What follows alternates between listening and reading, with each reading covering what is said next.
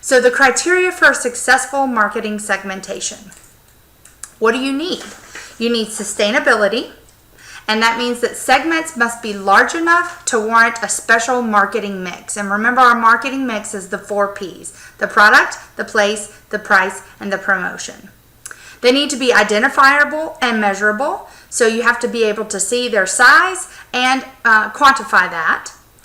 They have to be accessible, meaning that you must be reachable with the marketing mix, and sometimes that means different things for different countries. So in the United States, maybe it's all mobile marketing, but in Uganda, where not everyone has cell phones, that wouldn't be the method of promotion. So you have to be accessible, and that means different things for different markets. And then they have to be responsive. So that means that they respond to marketing mixes differently, or no separate treatment is needed. If everybody would respond the same, then you don't have to segment. So the commonly used segments for customer markets. We have 5 basic common segmentations, and that is geography, demographics, psychographics, benefits sought, and usage rate. So we're going to talk about each of those. So geographic segmentation. Geographic segmentation is based on the region, market size, and market density, or the number of people within a unit of land, or the climate. Benefits of regional segmentation is that it is new ways to generate sales, and consumer goods use regional approaches to marketing for some of these various reasons here. The SCANA data allows you to assess the best selling products in that region, and so you market that product more. You can appeal to local preferences. So in Kentucky, there's a product called Ale8 that is made in Kentucky, and it's very highly sought after, and everyone loves it in Kentucky, and so it's only made and distributed primarily in Kentucky. And it allows, by using this regional segmentation, you have quicker reaction to competition in the area. So demographics, remember demographics are things like age, gender, income, ethnic background, and family life cycle. And there's a wide availability of this type of information. So marketers can segment based on age using cohorts, something like tweens, teens, millennials, Generation X, baby boomers, war generation, depression generation. And if you think about it, would you market the same to tweens as you would market to the war generation? I don't think so, right? So you have to come about it in different ways. You could do it based on gender. So women make up about 85% of consumer goods that are purchased annually. And so marketers of products such as clothes and cosmetics still segment based on gender because that's advantageous for them to do so. So these marketers are going after the income segmentation. How much money you make influences what you need and want, right? If you're barely getting by, what you need and want are the basics, right? But if you have lots of money, then you might have more disposable income to spend.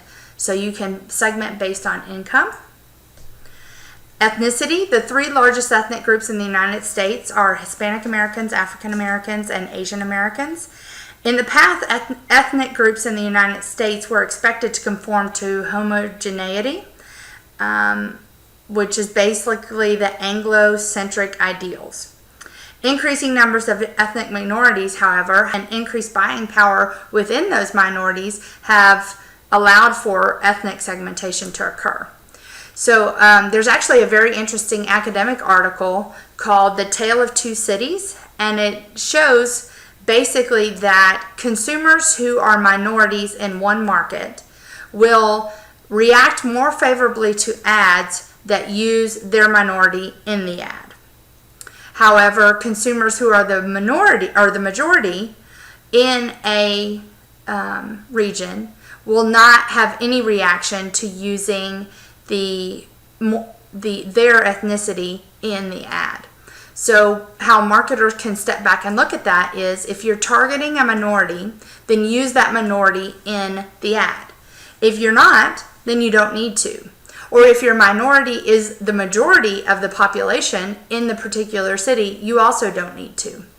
What researchers have also found is that putting people from all different ethnicities in the ad actually cause people to have a less favorable attitude than putting two people of not the minority in the ad.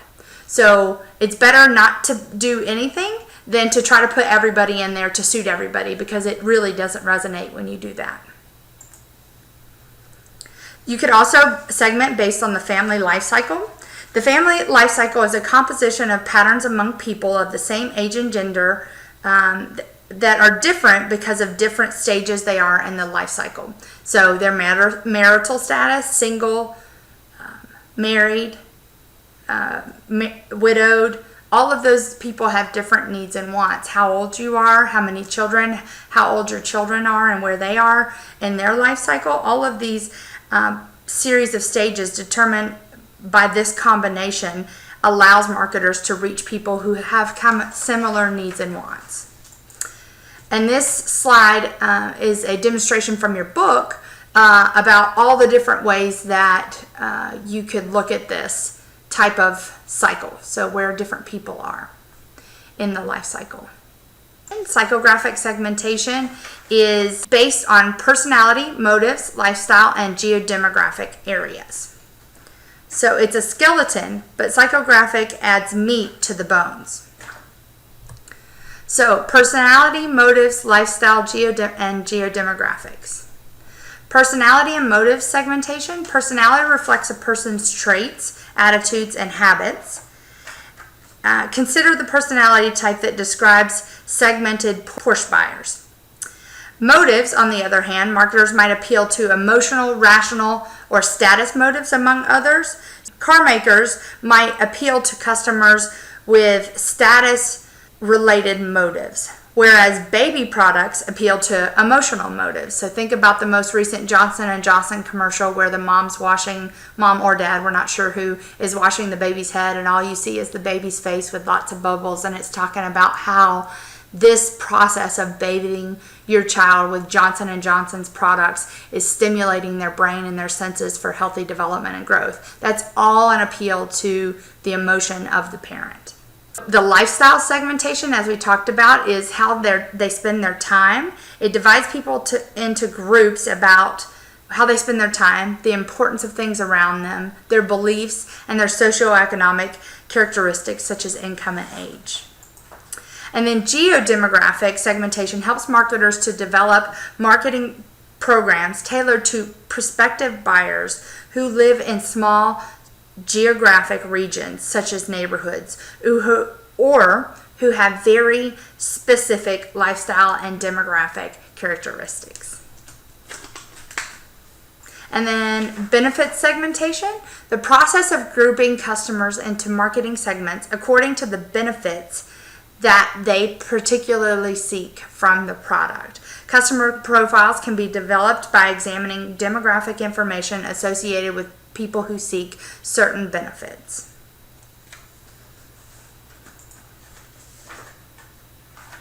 Then we have usage rate segmentation. It divides the market into the amount of products bought or consumed. Most segmentation is based on the assumption that the selected variables and consumers' needs are related. So on the other hand, benefit segmentation groups potential customers on the basis of their needs and wants only. Segmenting by usage rates enables marketers to focus efforts on heavy users or to develop multiple marketing mixes aimed at different segmentations. The focus of marketing is often on heavy user segmentation based on 80-20 principle. And the principle holds that 20% of all the customers generate 80% of the demand.